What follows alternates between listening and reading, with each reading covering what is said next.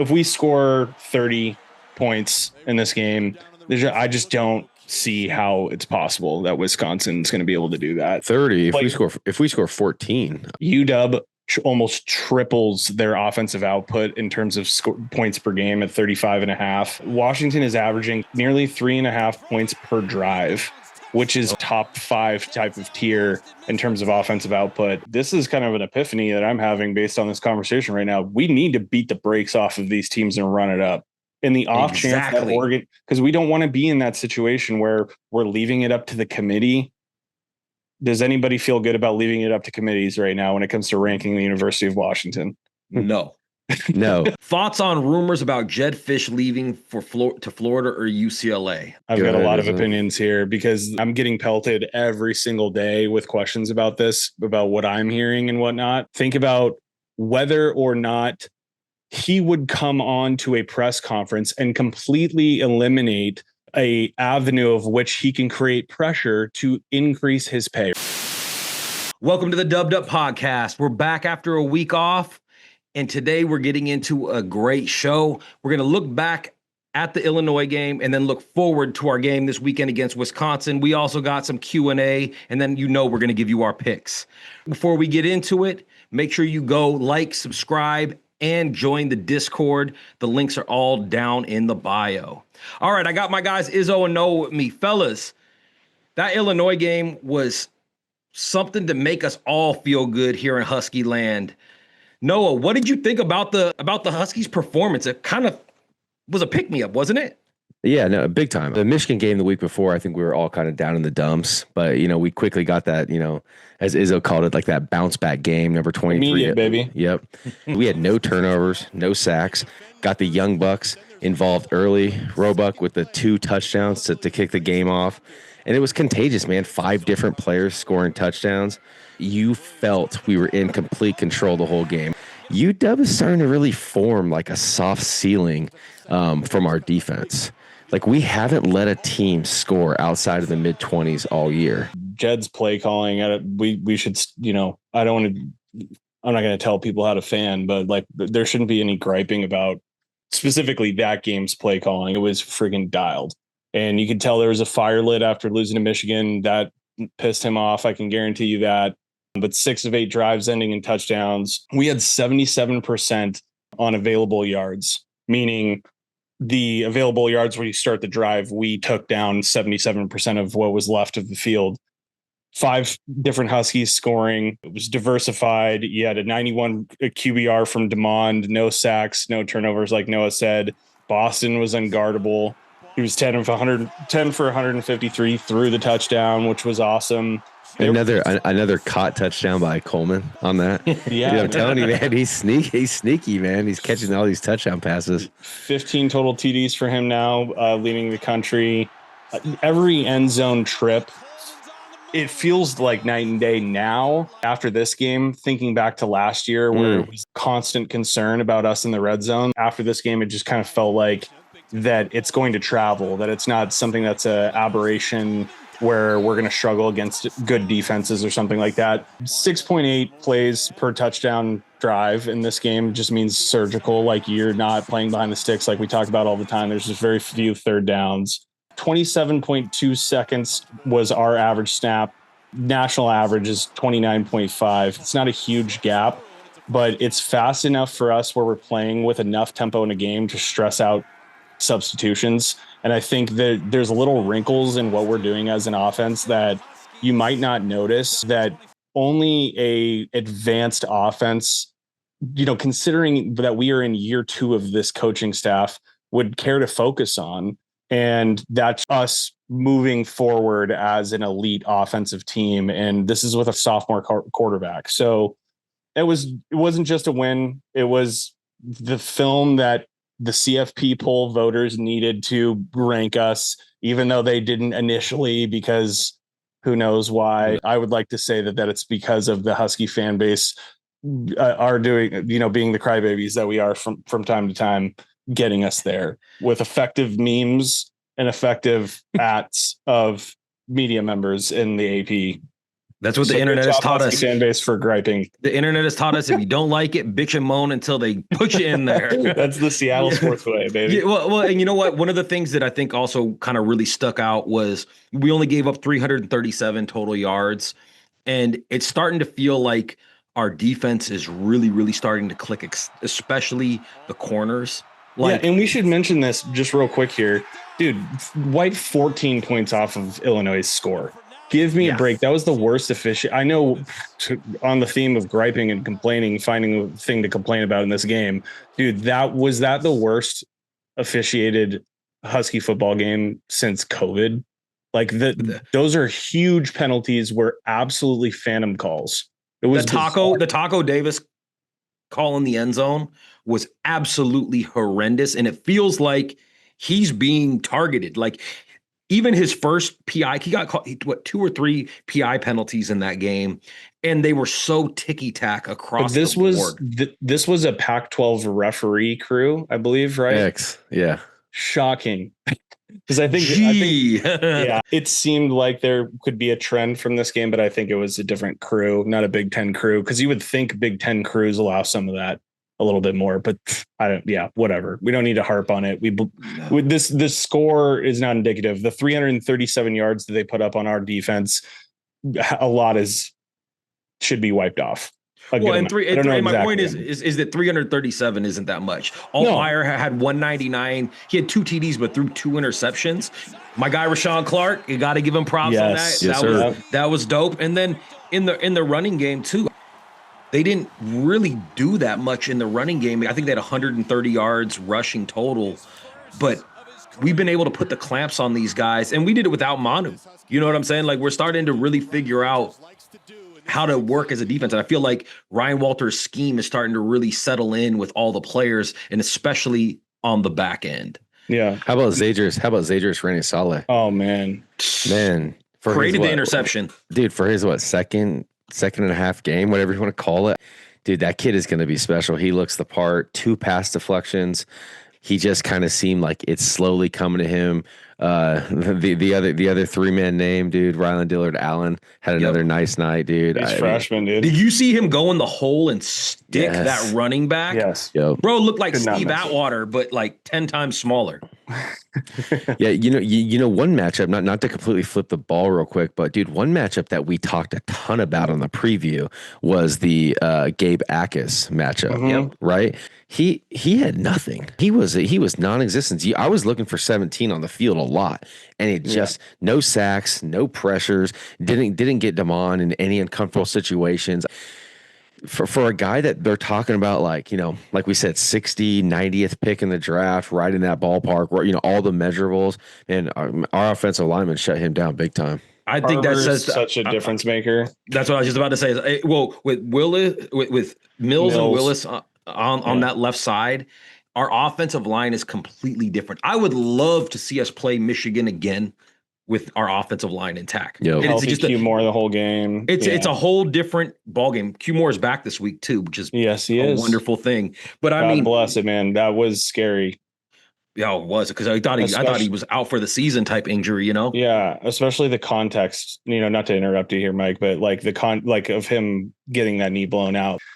Noah's talked about it on our last podcast as well. He should be he's a prototypical NFL tight end, like at all levels. So it was heartbreaking when that happened. And thank God. How did you guys feel about Henning stepping in and kind of putting on the tight end number and really creating the effective blocking for our running game? We saw Jonah go for 77. Damon went for 66. Great job. I want to see more of it. Jed and Jimmy. Yeah, Jed and Jimmy. And we should call out Switz too, dude, our offensive line coach. What a night and day difference from last year to this year. It's leaps and bounds. The fact that we made it through, and I know we took a loss, but the fact that we made it through and we're here today and we're relatively healthy, like it's awesome. And Switz, the offensive line, the coaching is just, not to take a shot at Brett and Carroll, but it's way different. Also got to give props to X-Ray. He had 11 tackles. He's starting to look like the real deal as your middle linebacker. Ife's playing really, really aggressively. That the screenplay that he just blew up Yeah. He's playing. He's hitting now like a safety. I don't know where this was last year, but he's looking great. So now, just to wrap this up, and then we can kind of move on from the Illinois game.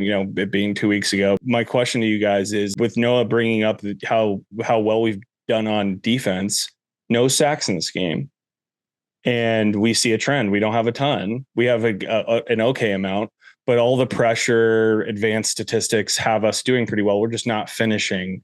And every week, we'll probably do it again this week. We want to see that change. We want to see us finish. But how important is it really? And I guess that's a question for Noah. Do we need to have 3-4 sacks a game as we get down the stretch to beat, to get to the college football playoff, for instance, and maybe, take care of these 3 teams and then beat Oregon? We have 4 games left. Do we need to have 3 sacks in each of those games? Or I guess just the Oregon game, I don't think we need 3 sacks in the first 3, but the 4th to win that. Yeah. Do we need 3 sacks to win that game? I think the answer is probably no. Will it surely help us stay in that game? For sure. I think the bigger thing that UW seems to be doing is, to your point, is I'm not sure we're finishing, but what we're doing well is actually getting the quarterback off his spot. Yeah. And I think even with Luke Altmaier, very veteran, very heady quarterback, he's kind of seen it all by now.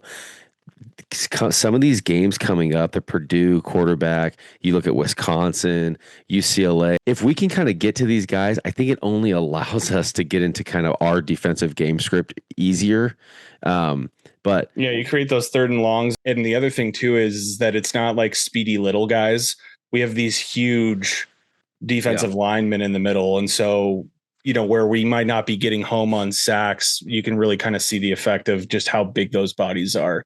And getting rid of passing lanes. Can I mention one thing too on Ontario Thompson?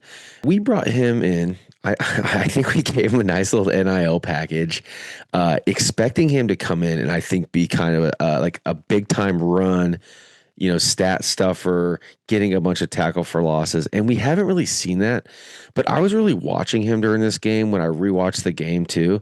Man, he has got some serious heavy hands, and he does create a ton of havoc on the interior. He's not getting a lot of, he's not getting a lot of tackles, but man, he has taken double teams up all game.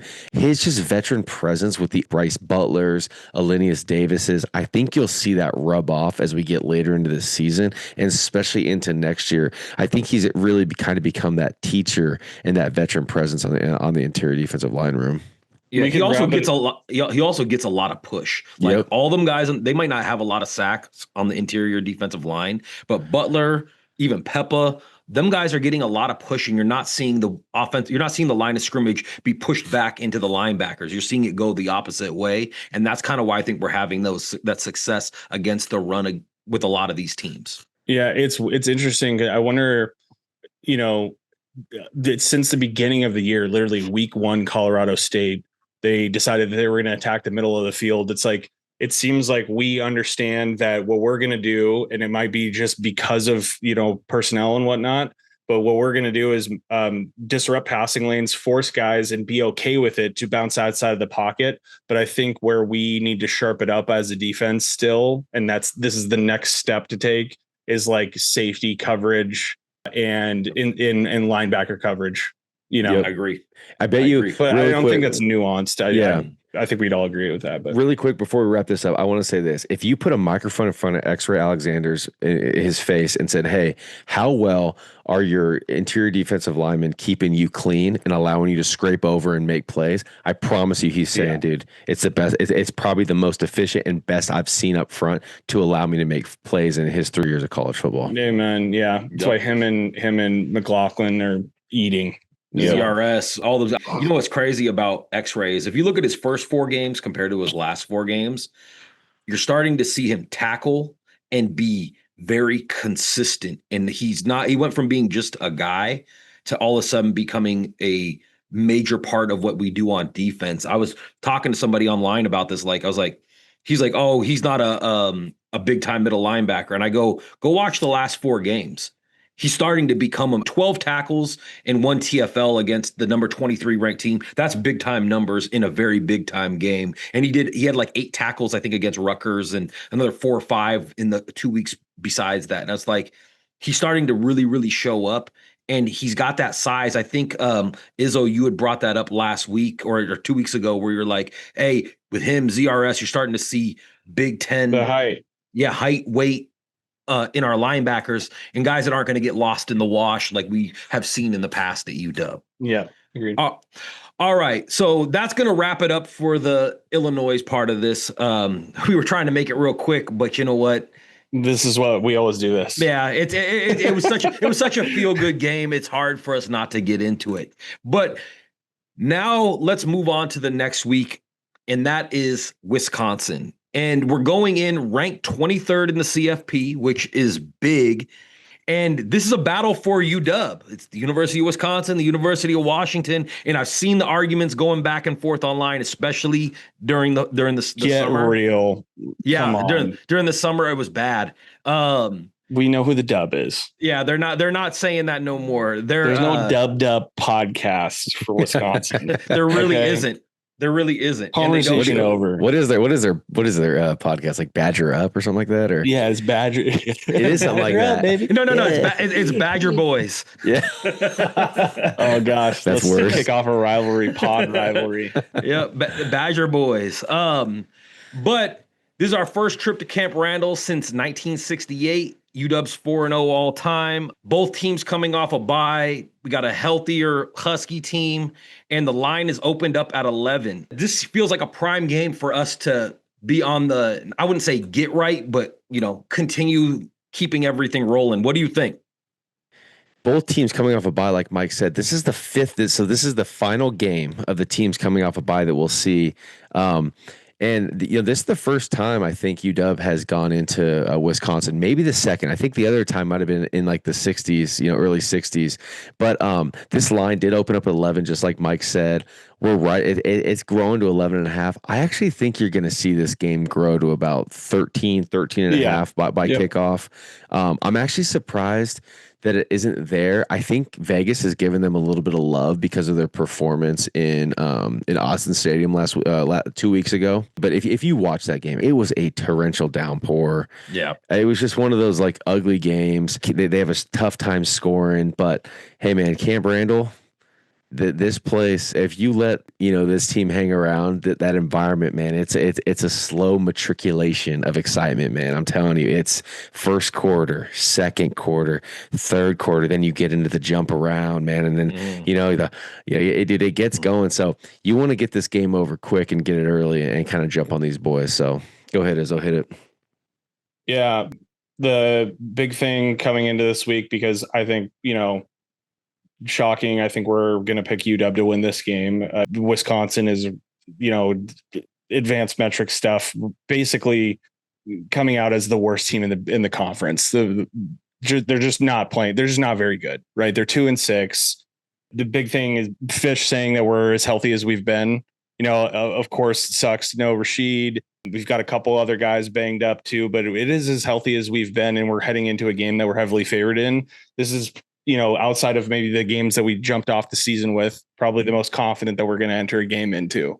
They're 135th in scoring. They're scoring 12 and a half points a game, 35 points, I think, against one of their D2 schools. So they're really struggling and bad on offense.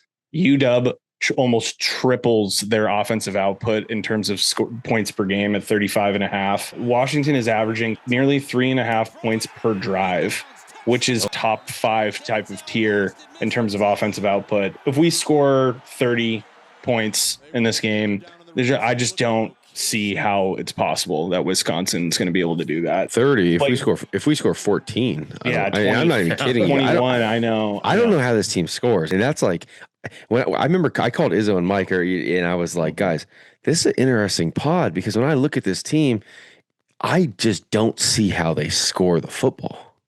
Mm-hmm. And they're so bad. Though you're being nice, they are just bad. They do not have any sort of quarterback play right now at all. Yeah.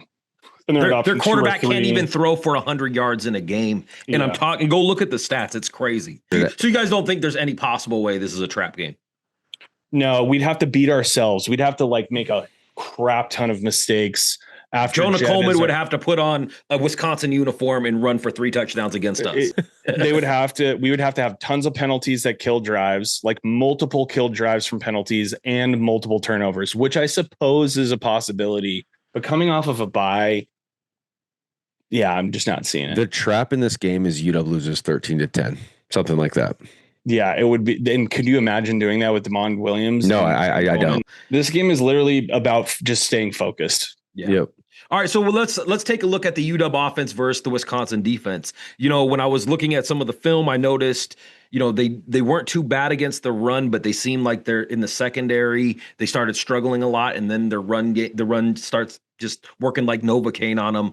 Noah, what do you think about what UW's offense has to do to Wisconsin's defense to get to that 35.5 points per game or greater? Yeah.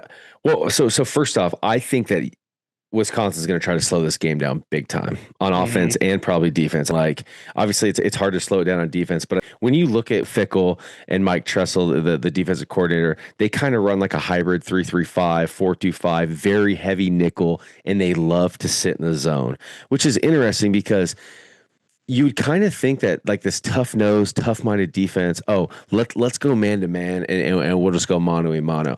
I think the problem is they don't have the talent in the secondary to go mano-a-mano, so that's why they sit in the zone. The only thing is, once again, I've already brought it up, but I want to say it again. Post-bye, having like that Ohio State mentality coming from Fickell, you know, Mike Tressel, you know, kind of been a college football coach for 20 plus years. You got to think you're going to expect to see something different, some different pressures DeMond hasn't seen, maybe like a man-to-man wrinkle. But I will say this: if they go back to just kind of their traditional nickel zone type defense, dude, DeMond will eat in this game. It'll be another game where he has what I've been asking for, eight design runs or just 8 runs where they want to sit deep in their zone, and I think DeMond will just kill them all game. The other thing is, if their linebackers are going to try to bring some pressure, man, those Roebuck, those Denzel Boston hitters right on the backside of those linebackers when they drop in, just right in that soft zone, in that wrinkle, I think should be open all day. If I'm the offensive coordinator, that's kind of where I'm going, is if they want to sit back and just kind of make us go 12, 13, 14 play drives to kind of try to wait us out, slow us down, man, it's going to be a long day for them. But I really, really, really can't emphasize this enough. This game needs to be over before jump around hits. Okay. It needs to be over before the fourth quarter. All right, yeah. Izzo, you heard what Noah had to say. What do you have to add on to that? Wisconsin, they're allowed the defense is not terrible. Like it's really not. They have a kid, Mason Posa, who I believe he's a true freshman. It might be a redshirt freshman, but he's a kid that UW offered really early in the process. He is a stud, and he's going to be a stud. I wonder, you know, depending upon the level of turmoil that this Wisconsin thing turns into, if you don't see him hit the portal, he could go anywhere he wants, man. He's one of the best young linebackers in all of the country, straight up. But they're allowing 24 points a game, 341 yards per game. They're strong up front to a degree. They're top 25 against the run at 111 yards per game. Their secondary, like Noah alluded to, is a little bit on the weaker side, but it's interesting to Noah's point where they do this soft zone stuff. They're doing the bend, don't break type of thing. They're 87th in the country passing yards allowed per game. Don't you think they're doing the bend, don't break thing because they're just trying to limit possessions? Like, I think they realize like their philosophy is, I think we understand we can't score with 95% of teams in the Big Ten.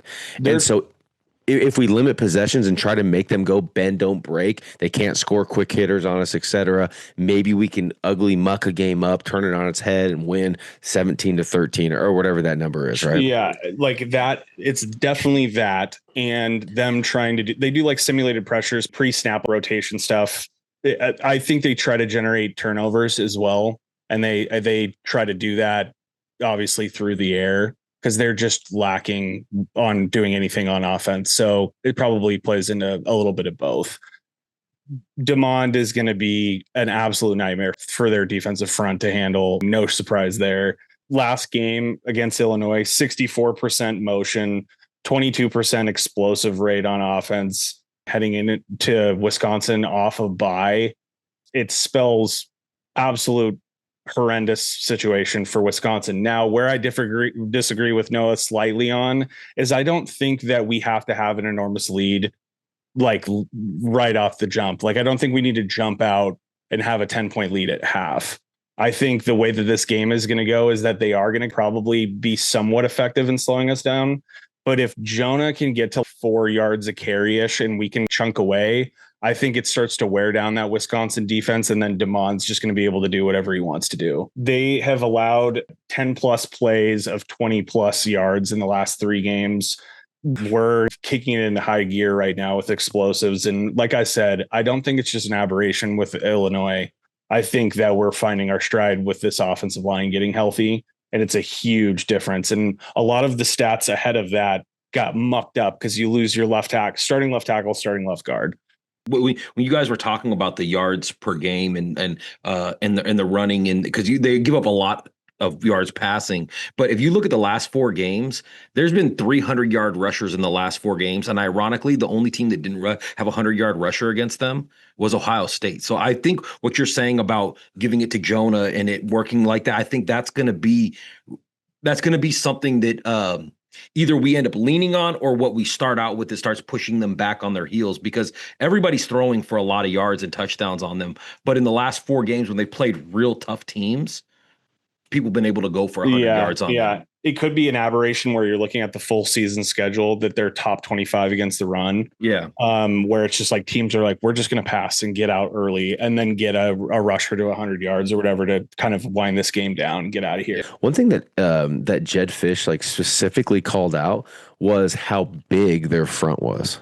That's not like what popped on tape to me, but that was something he specifically mentioned, was how big these guys are. And it's just kind of an interesting thought. For instance, Mason Post is huge. He's like 6'4", 235 or something like that. He is huge. It's a big boy. I can't remember exactly what he weighs, but their other linebacker, Christian Allegro, I believe is how you pronounce his last name. He's a junior, 6'4", 245. He's a stud. Another one to watch is this guy's not in the front 7, but Preston Zachman, he has 2 picks for them. But play action is going to kind of tear these guys apart if you get Jonah to 4 yards carry, just like it has all year for us. You know, we tend to pick teams apart with that play action. Like we just have too many weapons. You know, one of the things that kind of jumped off to me, because what you're saying about the front 7 is the front 7 seems to be a lot better than the back 4, like the guys that are in the secondary. And they seem to not have a lot of lateral speed. So if you get your playmakers the ball in space next to the sidelines, they have a hard time catching up to them. And what I noticed, like, if you watch the Michigan game, if you watch the Oregon game, like, they were good up front against the run in the first quarter. It was once they start getting wore down that they can't stick with them anymore. And a lot of it is kind of like what we were saying with Illinois last week. Instead of going up the middle, you start attacking the edges. And that's where you start to see Wisconsin's defense really struggle, because their secondary is not very good and not very fast. And they have a hard time tackling in space. I think just to wrap up what I think about for us on offense with this is just to be patient early and almost challenge them up front, like almost just get Jonah going and get to that 4 yards per carry and wear them down over time, and be patient, and then get explosives late after they're worn down. If you want to do that, or you just don't play with your food and you just have DeMond right from the jump, go play action but you got to set up the play action. But if you want to, you could just let DeMond play backyard football, I think. You know, that makes a lot of sense. And actually, it's a question I want to pose to both of you guys, but I actually also want to hear what Noah has to say about this. You know, if you watch the Michigan game, Wisconsin drove down on them and scored immediately. And I started noticing Michigan move to a 5-man front. Whether it was having 5 linemen, it might have been 4 linemen and a linebacker, but they had 5 men on the line of scrimmage, and it really stifled their running game, because I know their running game can get going a little bit from time to time. Do you see the Huskies sticking to that 5-man front against this team and maybe not blitzing as much like we did in previous weeks? Yeah, that's a good question, Mike.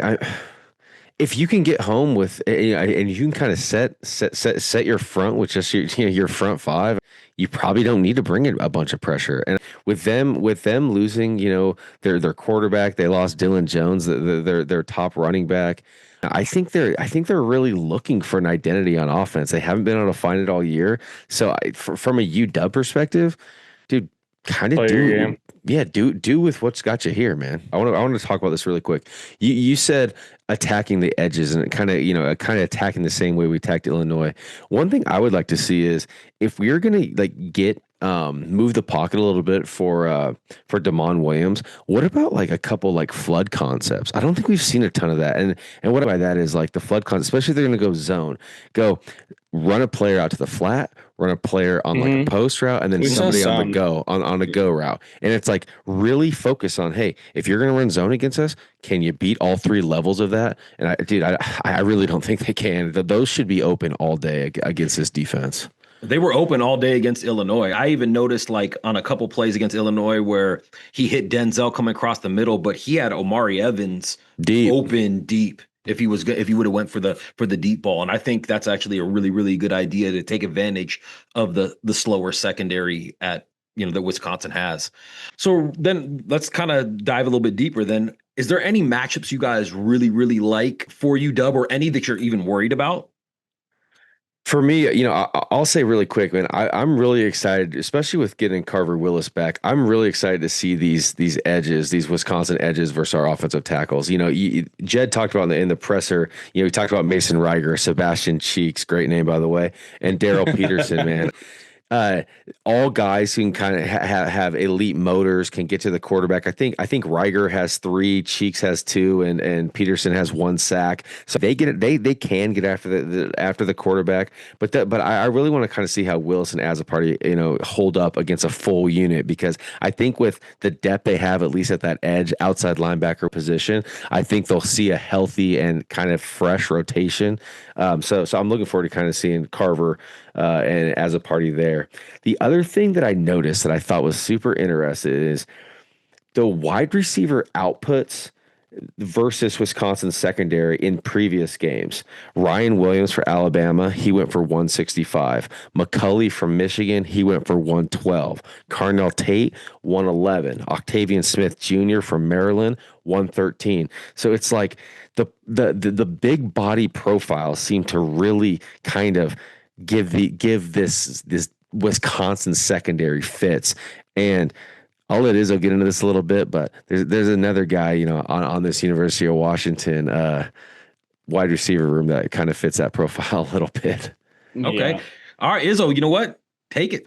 I was just before I mentioned that, I was going to look at Wisconsin's strength of schedule this year. Boy, the writing was on the wall before this whole season started for them. Their schedule is an absolute gauntlet. They went Alabama, Maryland, who's decent, but whatever's going down over there, I think they're better than they're playing. Then they played Michigan, Iowa, Ohio State, Oregon, Washington, then Indiana. Then Illinois. That's brutal. And then they end the year with Minnesota. Like that. And not easy. It's not. Yeah, I think we're cooked from the jump. Boston versus Hallman is a matchup I think is worth watching. Hallman's kind of their CB1. He's 6 foot, flat. Boston should cook here. Boston's at 16.4 yards carry or yards a catch, which is top 15. I just think the play action is going to set up. You're going to have Boston catch a big. He's going to get his 2 or 3 explosives in this game where it's like bombs that he jumps up there and grabs, especially if we're doing this motion stuff and we talked about it before the podcast started. We run a lot of motion. We saw a statistic right before we hopped on here that was basically saying, showing how much offenses target the guy that they put in motion, and UW's way up, and Noah's why do you think that is? And it's because we're putting Denzel in motion so much. And I just think that's going to be absolute nightmare for them to contend with. And then you have Roebuck versus Waller.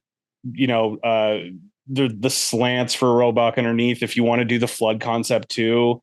But he had the 2 touchdowns, I believe, in the Illinois game were on slants. RVB versus whoever they want to trot out. If they want to do the A-guard kid or the Latimer kid, the RVB, I think, is establishing himself as somebody that can be trusted. And without Rashid Williams, if he's going to be done for this year, we can't understate how huge it was from going from spring and being like, who's the depth at wide receiver, to immediately having 2 answers and losing Rashid for as much as we did. And you have guys that you can trust.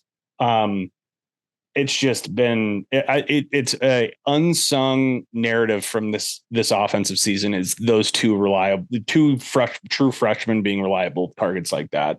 Make their DBs communicate motion with stacks, with your flood concepts like Noah's talking about. But Denzel's size advantage on the secondary and speed combination and his ability to run so much of a route tree this year, it's just, they're going to struggle.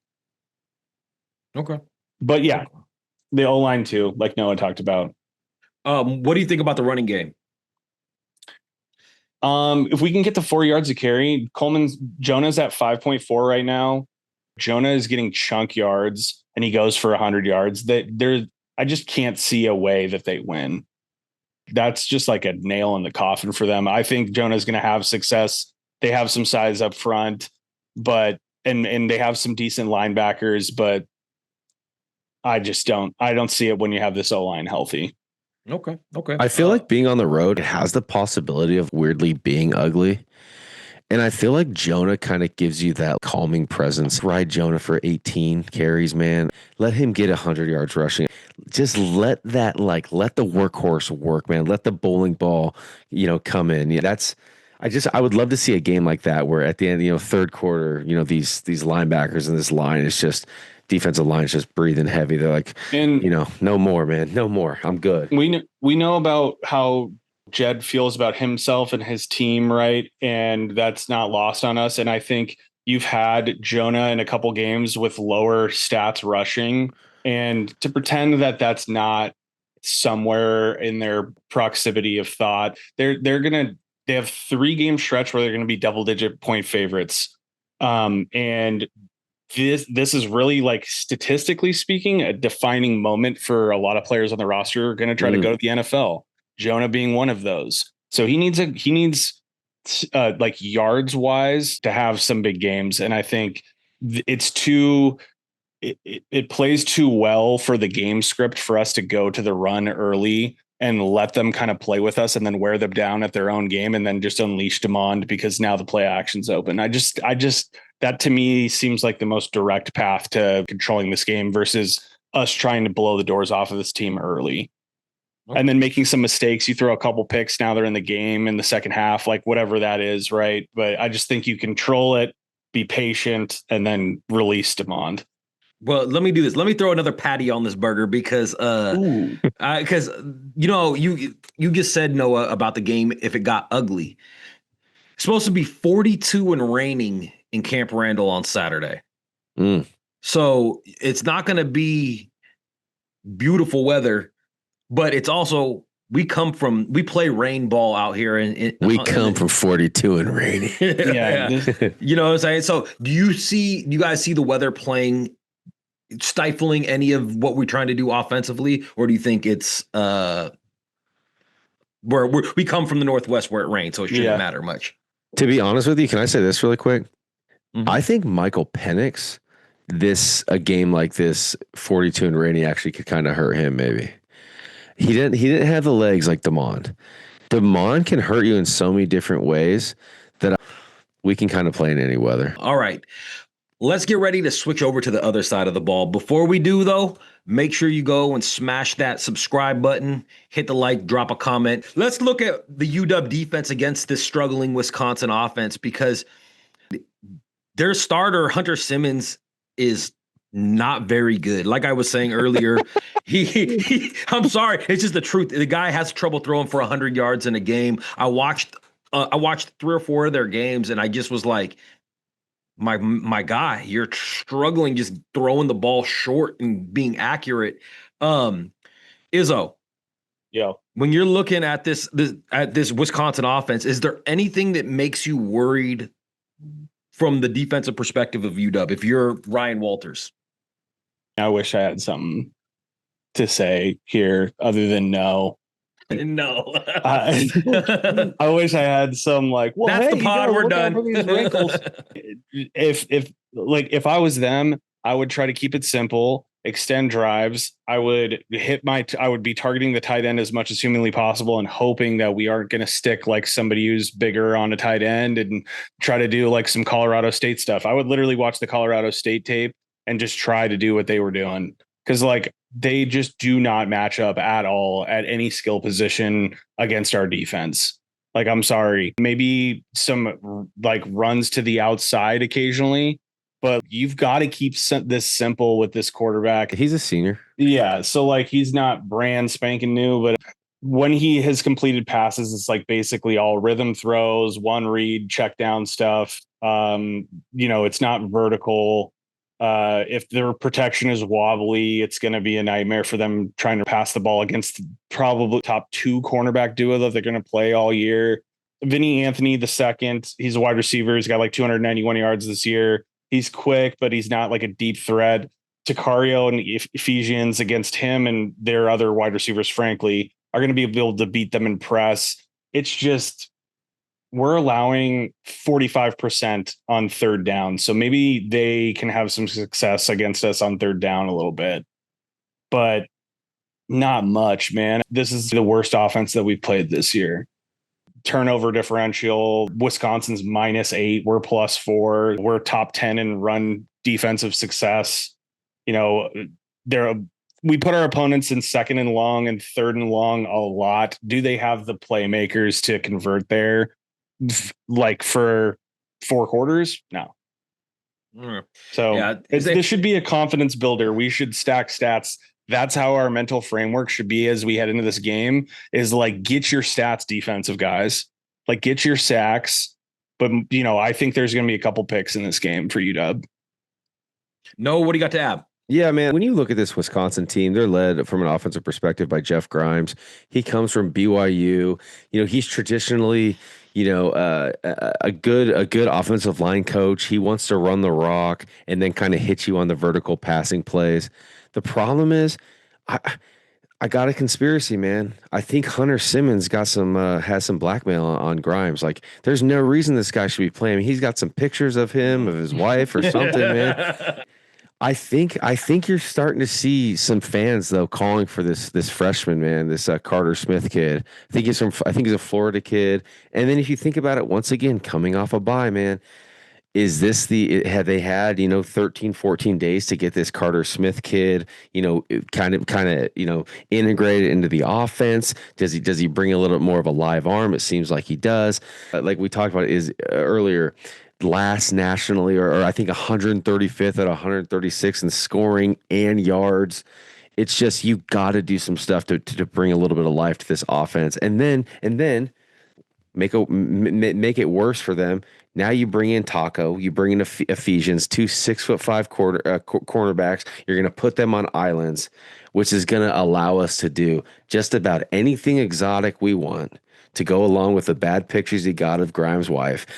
It's going to be something where we're going to be able to bring blitzes. We're going to be able to do stunts on the defensive line. It's going to be a game where, hey, man, if Carter Smith's coming in, he's about to get baptized into the Big Ten. So, man, stuff the run, spin some safeties late, make the QBs, beat you on 3rd and 7. And dude, it's going to be a long day for Wisconsin because I don't see him scoring more than 13 points in this game. I really don't. Just to hop on, why we're talking about them having to be efficient through the air. They just lost their starting running back for the year, and their starting center's gone for the year too, from the Oregon game. So they're down so bad, man. It's not. Like, I hate to harp on it. Sorry, Wisconsin fans. I know we just asked you to talk shit in the comment section, but like, I don't know what you got to say right now. I'm sure you guys are down bad right now, and I feel bad. Gideon Ituka is it seems to kind of be maybe the lead back now, or he at least took the lead role. He had 85 against Oregon last week. He's not a bad back per se. I just don't think that, in a very run heavy offense that Wisconsin is, I don't think they're ready for a 5'9", 225-pound freshman running back to kind of take the throne. Well, what you notice about them is they'll line up, with the 3 tight ends, and they'll do that classic Big Ten power running, and it will work. The problem is they'll get to 3rd and short, and then they'll puke all over themselves. They'll get a penalty. He'll throw a screen, and the guy won't catch it in bounds. It just, every game has been something that, man, they kill their drives in the crib. You know what I'm saying? They can't get past the first 3 downs, and it's something that I think they've seen all season. And I think as we go forward into what we want to see out of UW, I think it's just us maintaining play sound, disciplined ball, no penalties, all that. And I think if we do that and we just play sound ball, you're going to see the sacks, you're going to see the interceptions, you're going to see the team, you're going to see us contain that offense, because they don't have a lot of firepower, and they're going to have to rely on that running game, and they haven't been able to do much. The only thing that worries me is on the road, man. It's literally the only thing. It's just weird things happen on the road. So I guess that's kind of, as we go into what we want to see from UW versus Wisconsin, things that are going to make us feel better as we start moving into these next 3 games that we really need to win for us to get into the CFP. No, what else do you want to see that's in this game where we're playing kind of an inferior opponent, but we are playing on the road, and it is not like playing Colorado State or somebody, or Wazoo. We're going into a rabid environment, because Wisconsin is that. What do you need to see from this team, not just the defense, but this team, for you to feel better moving forward? Do you guys think that this will be rabid? I do, man. Really? I do. I know they're 2-6, but it's Wisconsin, man. It's kind of like Green Bay, though, too, right? Nothing against Green Bay, wonderful little town, but like, what else do they got? They got the Packers, and it's a really big deal. Dude. It's like Eugene. Great cheese curds, great cheese curds.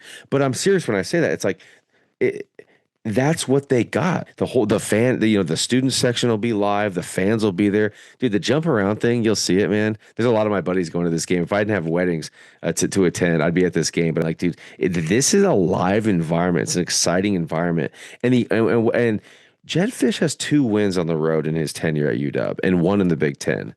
That's still a hurdle I need to see. And the Michigan game, that worries me. We should have beaten Michigan. We're a better team than Michigan.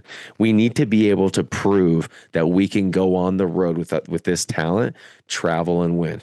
And so that's what I need to see. I need to see them exert dominance, and that's why I think it's a ruckus environment. That's why I want to see us dominate early and take this crowd out of the game. You know what? Tickets are only $9 to this Wisconsin game, just so you know. I literally just looked it up. Well, if they were 6-2, they'd be 15. So it's not that big. I respect your resolve on this and trying to find, like, I know in your heart of hearts, Noah, you are not worried about this game. I think maybe I'm wrong on that. No, I'm not. I'm not worried about this game. So like, I just know that games can road games, Big Ten can just get dicey, and all of a sudden you look at there's 2:30 to go in the 3rd quarter, and it's 7-7, and then there's 8 minutes to go in the 4th, and you're down 20. I would say that's I'm with you. I'm with you if the logic wasn't just staring in our face about how big of a mismatch this is. No starting running back, no starting quarterback. They're down so bad that I would literally consider this one of the worst losses for us, even despite it being 11-point spread on the road, coming off a bye for Jed Fish is maybe his entire career, at least since he's been kind of on the map, I would say since his maybe Arizona and forward. Yeah. Maybe all of his Arizona tenure and UW tenure, considering the context, you're fighting for a college football playoff spot. You have a superstar quarterback, a superstar wide receiver, superstar running back. Your defense is top 35 in the country. If you were to go on to go to Wisconsin and not handle this team That is not good. But I don't see it happening regardless of the environment, regardless of the rain. I am so not worried about this road game for Jed. This is not the same team. Last week against Michigan, you didn't have Carver. It's a way different team. I would say that Wazoo is a much better team than Wisconsin, like by a pretty wide margin. Here's an interesting question for you, Izzo. We talked about the spread, and it's sitting at 11.5 right now. The total in this game is 45. Okay. I wonder if Oregon scoring only 21 is I think, dude, I swear, Yep. I think that is a huge piece. I think there's this, but I don't think they're taking the insane sheets of rain that were just like peltering Oregon in that game. There seems like slowed a them betting down a opportunity. Bias removed. It seems like, if we just pull back the Husky curtain and just kind of view it for what it is, it seems like a huge betting opportunity to bet UW to cover in the over on this. I like UW in the under, honestly. So let me be devil's advocate here, because earlier you were saying, or you've said a couple times now, that you want us to jump out early and shut this game down. But if we jump out like 17-0 in this game in the first half,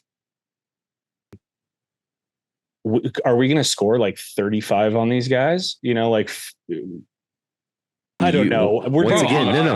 Honestly, our backups could score on these guys. No, but think about it this way: if you score 35, they score 10. Guess what? The under still hits.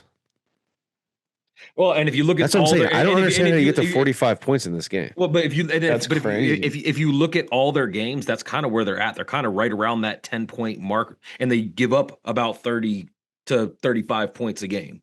If you're look at all their game scores, and there's a couple like 24 to 10s and stuff like that in there, but it's a lot of them giving up 30 something points and them only putting up 10 on the scoreboard. They've scored 27 points in 5 Big Ten games total combined. Yeah, total against good teams. Well, I'll give them that, but our defense is right up. It's not like we have a bad defense. I have my score prediction, and I'll just I'm not going to share it exactly yet. I'll save that little piece, but I have us going over. And I have us going over, and I have us covering by like a really wide margin. And you know why that makes a lot of sense? I think Jed is one of those coaches that pays attention to what everybody's saying and what the rankings are, all that kind of stuff. Stats, getting guys to league. Yeah. All that. And so him knowing that we don't have a great resume of wins because we've had a relatively, besides the 2 big games, we've had a relatively easy schedule. We need to put it on the next 3 opponents for us to secure our spot in the CFP this year. Great call. You're right. And so I could see him doing that and pushing for the extra points, leaving Damon in for an extra drive. Fourth. Yeah. To make sure that we hit that 40, 42 points and cover the over, make sure the betting lines and everything look good, because the truth of the matter is when the CFP and the world looks at what we do, how we win matters. It just does now. What would Signetti do? Exactly. I'm about to wear the wristband, WWCD. What would Signetti do? He would run it up. And we know that Jed's he's not shy on running it up. And he would explain, I don't know if he would actually, I don't know if he would come out and say, because he didn't against Wazoo, and say, like, look, we're trying to run it up on these guys to get. I was about to say that. Ask the boys and girls in Pullman what happened. Signetti will try to put a 50 burger on Wisconsin. Mark my word. Make a statement, baby. And I think Jed will too, because I think he knows, like I said, it's going to end up mattering because perception matters so much in these CFP rankings. Mm-hmm. 42-3, Dogs win, and they still hit the under. All right. So I think to kind of tie a bow on this whole thing, we don't think that Wisconsin has the firepower on offense or the guys on defense. The attrition has really taken them out to really compete with us. So one of the big things you guys know that we do on the show is Q&A, whether we'll ask the questions, whether it's on Twitter, whether it's in the comment section below, or if it's in the Discord. We have a few questions today from the UW constituents out there. First one is from Mucho Russo. I like that name. Russo, what's up, man? Besides winning out the rest of the way, what needs to happen to give us a chance of getting into the playoff this year? Which one of you two Utes want to take that? I'll take it. All right. Oregon's gotta do their job, and they gotta continue to win because we need a highly ranked win. Like if Oregon fumbles a game and is ranked like in the high teens or something like that when we play them and get that win, and then our win sends them to like number 24, number 25 or something like that, and they're sitting there with 3 losses. That that is going to be something that's going to make it harder for us to have a resume for the CFP. I will never do it. None of us who are listening to this podcast, you Duck haters who hate me, who hate Noah or Mike or whatever, who are watching, you guys might.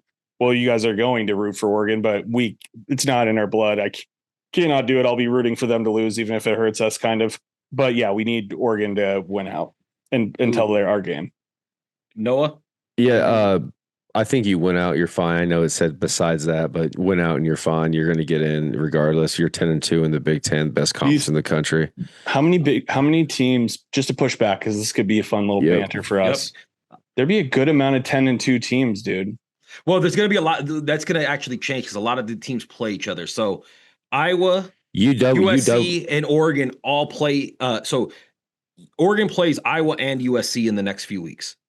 So at least 1 or 2 of those teams are going to all have a third loss. So so 2 of those teams are gone. Michigan's got to play Ohio State. They're going to have a third loss, likely.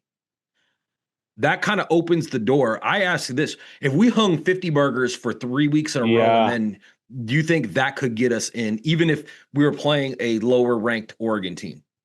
Man, you would really, I mean, we can't bank on that. Jed, actually, this is kind of an epiphany that I'm having based on this conversation right now. We need to beat the brakes off of these teams and run it up. In the off chance that Oregon, because we don't want to be in that situation where we're leaving it up to the committee.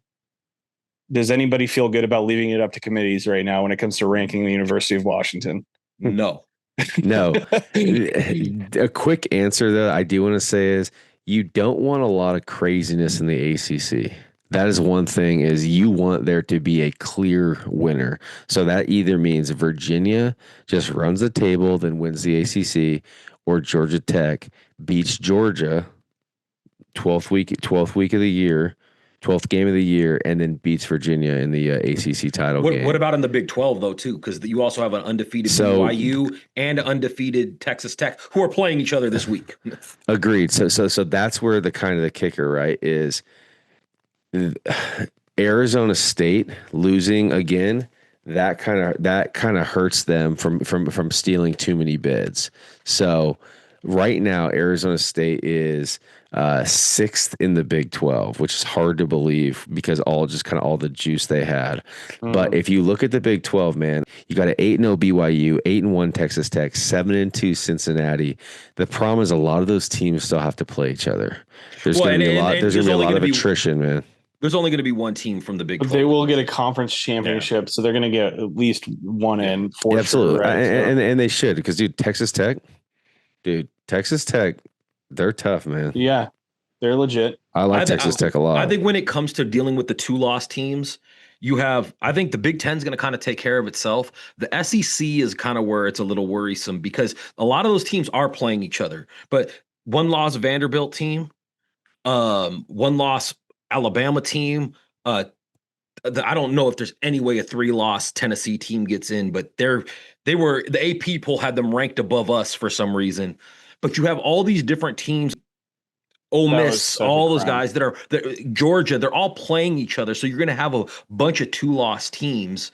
And I worry about them being ahead of us because of the juice they give the SEC. And then you also have Notre Dame, who throws a whole wrench in it being a 2-loss team as well. And they have a cake schedule the rest of the way. I just don't see a scenario where there's somehow like 5 SEC schools and only like a 10-2 Big Ten school gets left out. I just don't see that. I think historically the SEC has got a ton of love, and you see that they get a lot of love in rankings. But when you get into that room and the committee realizes how dominant the Big Ten has been, I just don't think that you can say 10-2 Washington beating Oregon, winning the games they did. I just don't think that you keep them out of the college football playoff. There's no shot. I wonder how Michigan's remaining schedule looks like. They have Ohio State, so they're likely gonna get that third loss against Ohio State. Okay, that bolsters Ohio State's loss, and hopefully the context isn't lost on the committee that who we lost to was the number one team in the country, and hopefully it's a still ranked Michigan team with a third loss to Ohio State. I think they should be. And with so a loss. Iowa still has to play USC, Nebraska, and Oregon. So there's likely a third loss in there. Yeah, USC 6-2. USC still has to play Northwestern Cheeks. They have to play Iowa, at Oregon, and UCLA. There's a chance. So okay, really quick. I think I'm on board with Noah. Yeah. At the end of the day, if Michigan's loss is their next loss, their third loss is to Ohio State, that means that UW has lost to a 12-0 Ohio State, a 9-3 Michigan, on the road, and they're 10-2, and they don't get in. Like, dude, there's no shot. Also, if there is an eye test and those guys watch it and understand the context of how many guys were out for us and who hopefully, knock on wood, are not, they better. I just don't feel confident with any of these committees. I don't trust the AP. I trust the College Football Playoff Committee. Well, hey, real quick, one of the big things they said on the show today, they look at strength of wins. That's a big thing for them right now, and it's unfortunately what UW doesn't really have. We have, but they left. Win. Yeah, that I agree. Right, we want Oregon. That's why we would want Oregon. Not to take away from your point, but to play devil's advocate with that, they left out Florida State. That's real because they lost their quarterback. Basically, they left out Florida State when it was 4 teams, though. To be fair. Yeah, but still, it shows a willingness to leave out a team. He's not lying, without the context. Yeah, sure. He's saying there's precedent there for it to happen. That they're willing to do it. Yeah. Okay. All right. Well, we didn't figure it out for you, Russo, but hopefully you gleaned to something from that. Thank you for the question because that's a good question. Yeah, it was a very good question. All right. Next question is from 2L Taylor 7. Yeah. Thoughts on rumors about Jedd Fisch leaving to Florida or UCLA? I got big opinions on this, and I know you guys do too. Which one of you guys want to take it first? I'm happy to go on this one. I've got a lot of opinions here because I'm getting pelted every single day with questions about this, about what I'm hearing and whatnot. And I'm not going to say specifically what I'm hearing. But I'll just give you my opinion based on the things that I have heard and what I know. Jedd, and I'm going to lay out some facts here first. Jedd Fisch is currently 6-2 at UW after a 6-7 run last year. The amount of job offers that are coming to Jedd Fisch right now is not one that that should cause a bunch of concern for people. It's like we're worrying into the future, and there's a lot of PTSD in this fan base. But we're not talking about Jedd Fisch being offered Alabama right now. And I hate to talk about this we get asked this a lot, and I'm not dogging on Jedd. Jedd is a great coach, and he's going to be great, as he goes forward in his coaching career. It's just right now as the resume. If you're worried about Florida, there is a lot of guys that would probably get that fan base a little bit more excited. I've talked about that before. So what I'm going to add into this is think about Jedd potentially wanting to negotiate a higher pay. Think about whether or not he would come on to a press conference and completely eliminate or a avenue of which he can create pressure to increase his pay, right? I think Matt Stein shared he's the 31st highest paid coach, I believe. I need to go back and look at that, but he is not in that upper echelon, and he wants to be. Absolutely, he wants to be. So do I. And so, everybody does. But Me too. Jedd, he wants to make more money, and assurances within his contract that provide him with longevity and job assurance and stability. But I just think you need to view it from that lens that it is much more, when you look at the facts of the matter, it is much more likely that the reason why he is not saying it the way that you guys want him to say it is because it's more likely he is negotiating an increase in pay than it is that he would leave what he is building right now with the class that he has already, 24 commitments, the players that won't travel, to take the UCLA job who is in financial disarray, and just lump that in because people have followed that his wife moved to, I don't think this is any secret, I don't feel super comfortable talking about people's families and stuff, but that his wife moved back to Arizona. Who cares? They have private jets. Jet is on the road for half of this season. Okay, like their daughter's friends are all there. Like they're finishing high school.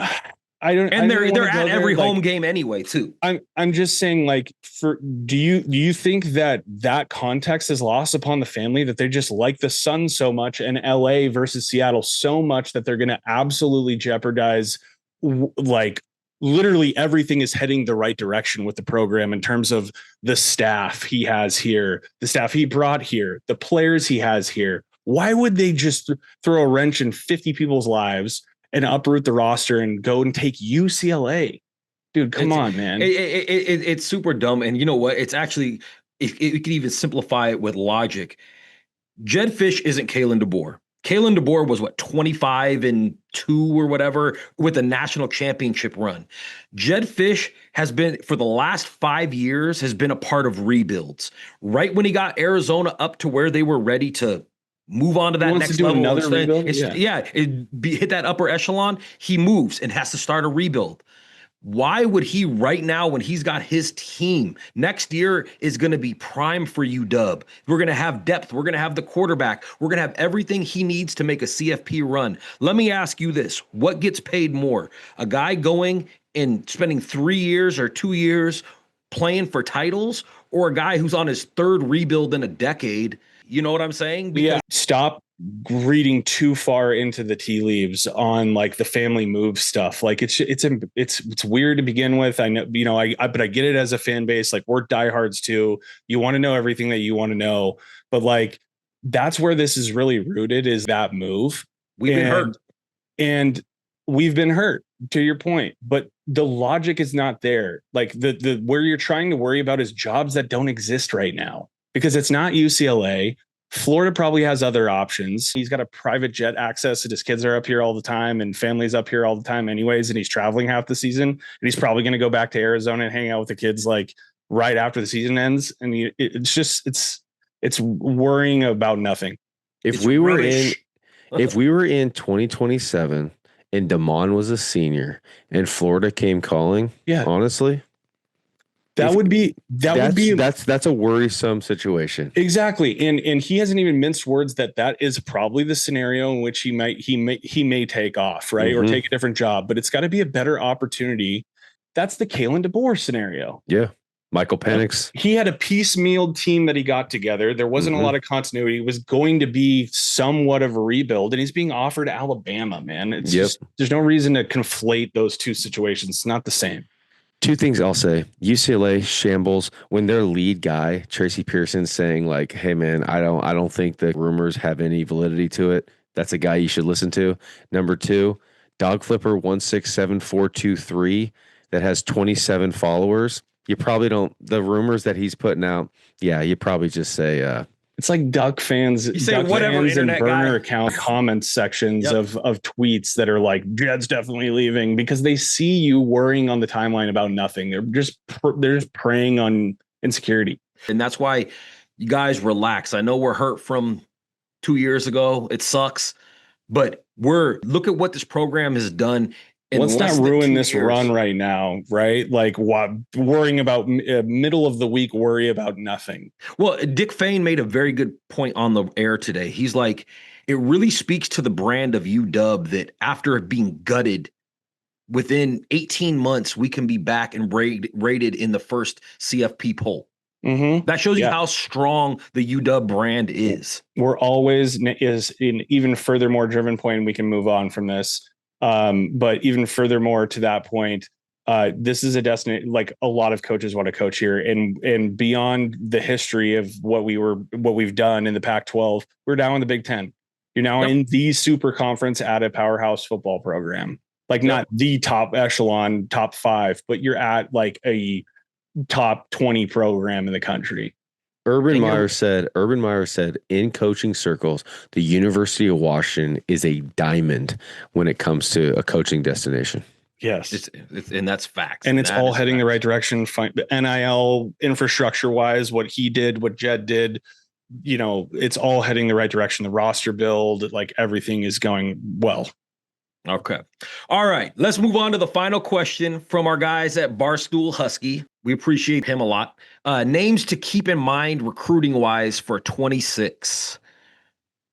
So really he's asking Izzo to close out the class. We're thinking like 24ish originally, but maybe there's a couple more now. We're at 24. We're at 24 now, around there. I would expect this class, and this might surprise some people, I think we're going to get to around 30. I don't think we're done with 2026, especially with the coaching movements. There's going to be some flip targets and stuff like that. I'm not going to share the names here, but I do know kind of who I'll be careful about saying I know. I have it on good authority who kind of are the remaining big targets for us. I won't air it out here. Join the Discord. Come into the Discord. Join VIP. It's not the proper channel to put out stuff that's non-public right here. Some of it is public. Like there's a couple players that people should know about if you're tracking offers and things like that. Can you share like a couple maybe like positions that we're targeting? Wide receiver, defensive tackle. One that I think will be really exciting for a lot of people. Defensive end, linebacker. Any offensive trenches or? Yes. Yeah, that one's an obvious one. It's the kid who plays with Derek Sammet, our current quarterback commit, in New Jersey. And that's not a lock or anything, but it's definitely at least one of our targets. Yeah, correct? Like if some of these are like these 6 players that I know of that I'm gonna put into the VIP rumors channel tomorrow. There's multiple that will probably be Huskies. There's like probably 3 that I would put if I was a crystal ball guy, I would put a crystal ball on for. I think one of them is just super exciting, just because of kind of the current week we're in and stuff. It's just it's a little hint. All right, fellas. Izzo, you're gonna start this one out since I started like the last 3 weeks. Okay. All right. What is your prediction for our game against Wisconsin? Yeah, like I said earlier, I think we're going over in this game. I think that we're gonna run the ball, establish Jonah, get him his stats. We're gonna do that early on in this game. Wear them down a little bit. We'll play into their hand a little bit, but knowing in the back half of this game that we're gonna be able to unleash and set up the play action and start to tinker with linebackers' eyes and stuff like that. And none of these guys are catching Demond. I'm sorry, man. So he just poses a threat that they're not used to. And they have a decent defense, but we have a very freaking good offense. So I got us covering by a wide margin. I think at halftime, it's something like 17-7, 14-7. And then in the second half, we blow the doors open and Jed starts to run it up. And I think we win this game 38-13 Washington. Ooh, I like that. I like the sound of that. Noah. Man, Camp Randall. I'm jealous of all my buddies that are there, that are heading there this weekend. There's a couple stats that are very interesting to me. These guys have 4 interceptions. That's it on the year. They've forced a fumble, but haven't recovered one. They're -8 turnover differential. Yeah. If they cannot create turnovers against UW, this thing can get ugly, and it can get ugly quick. I know, like I said, the environment can get sticky, man, but I just think we're better everywhere. at all three levels. I think we're better on offense. I think we're better on defense. I think we're better on special teams. They might get something ugly, get a late touchdown, maybe a couple early field goals to score 6 points, score a late touchdown to get them to 13. But I see something 31-13 dogs. Like Mike said, a little bit dreary, a little bit rainy. 31-13 dogs. Okay. All right. You guys are very logical and level-headed, and I think that's why everybody loves you. Unfortunately, I'm not. So this is where my pick is going to go, and I got one number for you guys, and that's 23, and that's where we're ranked. We need to be 10 to get into the CFP, so Jed is going to want to run it up. My prediction because of that is 51-10 dogs. Make sure those idiots at the CFP committee can know how damn good this team is, being that everybody else seems to be blind to it. And that's how I feel about it. Is Jed fighting for a raise too? He's definitely fighting for a raise. He want that. Or is he trying to leave this incredible situation that he has in the middle of it? He doesn't want little Dillingham making more money than him. You know, he don't want a 30-something-year-old making more money than him. So he gonna fight and try to get that $13 million.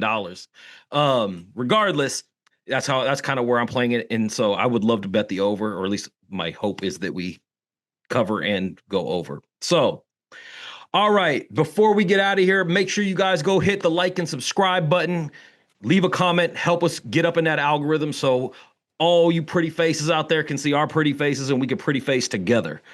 All right. Yeah, it's nice, right? Prettiest faces. Yeah, the prettiest faces. So for my guy Izzo and my guy Noah, I'm Mike Flunt. This is the Dubbed Up Podcast, and we'll see you guys next week. Go Dogs. Go Dogs, baby. Go Dogs. I'm going to put you in a mansion somewhere in Wisconsin. There's a small subsection of the fan base that listens to that very point and gets just waiting for Noah to sing. That you sing at the end. And you never disappoint. You never disappoint. Definitely a great poll. Oh.